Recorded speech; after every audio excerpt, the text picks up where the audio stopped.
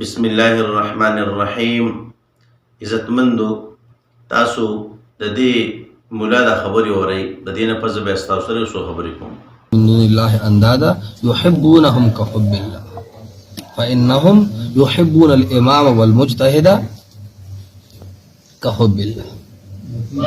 عزتمندو تاسو حضرت علی ربانی دا خبرې اورېدلې، دا خو د اوسه پورې دا منکرین حدیث دا منیر شاکر چې کوم دی ملګری و،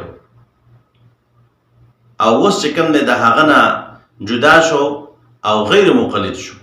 دا چرته په سعودي عرب کې دغه عرب عالم ته چې کوم دی وایي چې دا خلق یعنی مقلدین ورته یادوي، دیو د امام او مجتهد سره داسې مینه او محبت کوي لکه څنګه چې د الله پاک سره یو انسان محبت کوي. نو زه وایم لعنت الله علی الکاذبین، د الله پاک لعنت دې په دروغجنو باندې وي.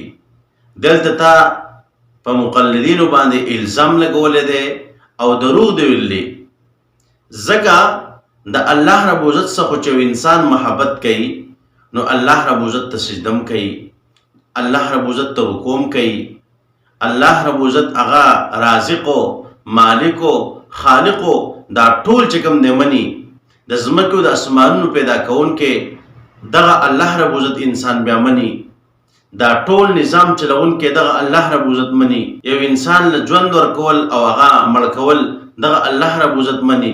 نو کم یو مقلد ویلي چې نعوذ بالله امام صاحب چې کوم دی د دې ټول کائنات مالک دی، امام صاحب د دې ټول کائنات چې کوم دی رازق دی، امام صاحب چې کوم دی دا ټول کائنات چلی، ورځ او شپه دا امام صاحب راولي، امام صاحب ته سجده کول جایز دی، امام صاحب ته چې کوم دی رکوع کول جایز دی. دا کم یو مقلد ویلي دی.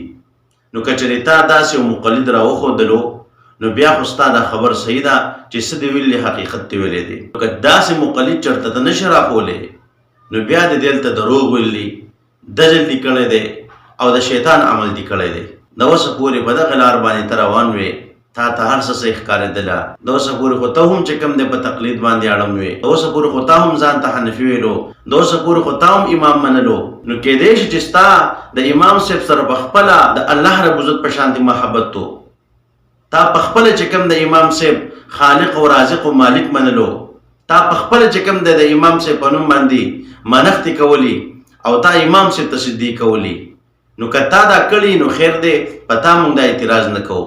که تا دا کار نه یې کړی په نور مقلدینو باندې الزام لګول او په هغوی پسې دروغ تړل نو یقینا دا ډېر زیاتی کړی دی او د شیطان کار دی کړی دی.